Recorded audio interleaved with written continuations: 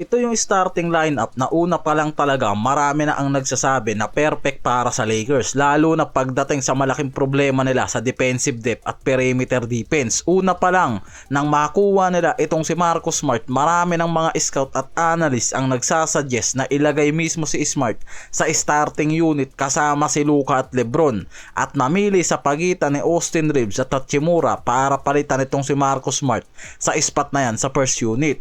Ang problema kasi dyan kay JJ Redick, mas nagpo-focus nga raw to sa starting unit nila na nagpapalakas sa offensive output nila dahil malaki ang contribution sa opensa ng tatlong core na to mula kay Luka, LeBron at Austin Reeves. Yan ang nakikita na dahilan kung bakit hindi mabitawan ni Redick ang trio na yan sa starting unit.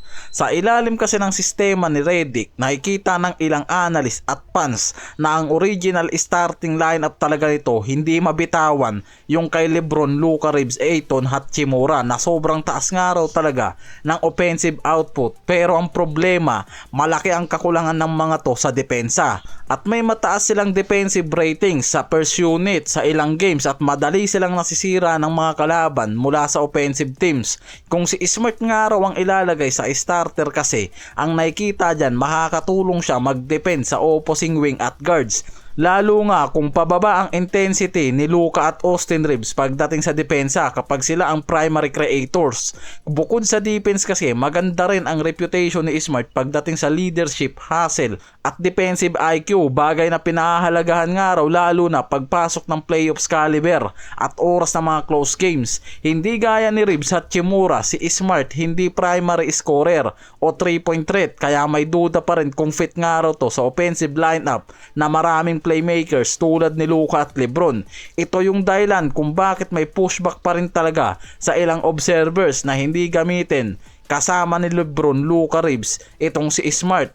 Yung ibang scout naman sinasabi na si Smart talaga ang nagdadala at kayang magbigay ng switchability sa perimeter defense, kaya mas nagiging competitive ang starting unit ng Lakers sa matchup, lalo nga raw sa Western Conference na maraming dynamic wings at guards. Kung si Smart ang ilalagay, pwedeng siya ang maging stopper dyan.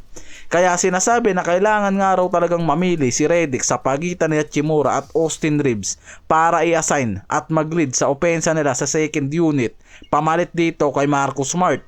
Si Hachimura ang mas kadalasang binabanggit bilang possible na magiging kapalitan nitong si Smart sa starting 5 dahil si Hachimura mas offense oriented nga raw pero hindi kasing defensive guy tulad ni Smart.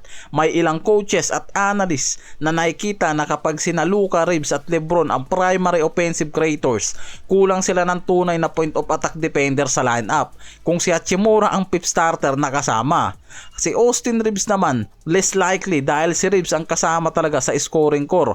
Pero may mga senaryo na sinasabi ng mga fans na si Austin ang maaaring i-load manage at si Smart ang pwedeng i-ship sa bench o starter base sa matchup. Pero ngayon na nasa injury itong si Reeves, si Smart ang ginamit dyan ni Redick at nakikita na nagiging maganda talaga ang impact ni Marcus Smart ngayon sa starting unit nila, lalo na sa early moment para makuha nila ang defense. Pero sinabi mismo kasi ni Redick na hindi pa finalize ang lineup at maraming starter level players sila na pwedeng mag-swap depende nga raw sa laro at matchup. May mga NBA scout din kasi talaga at analyst tulad nila Jovan Buha at ilan sa Lakers Daily na sinasabi na mas makakatulong nga raw talaga si Smart dahil sa kanyang defense. Ayon sa kanila, kung si Hachimura ang starter lang para sa offense, hindi nga raw talaga sapat ang defensive anchor ng mga to sa first unit nila. Kaya mas practical nga raw talaga ngayon para sa Lakers na gamitin si Marcus Smart bilang defensive boost nila sa starting unit. Yan ngayon ang nakikita at pinagbabasihan.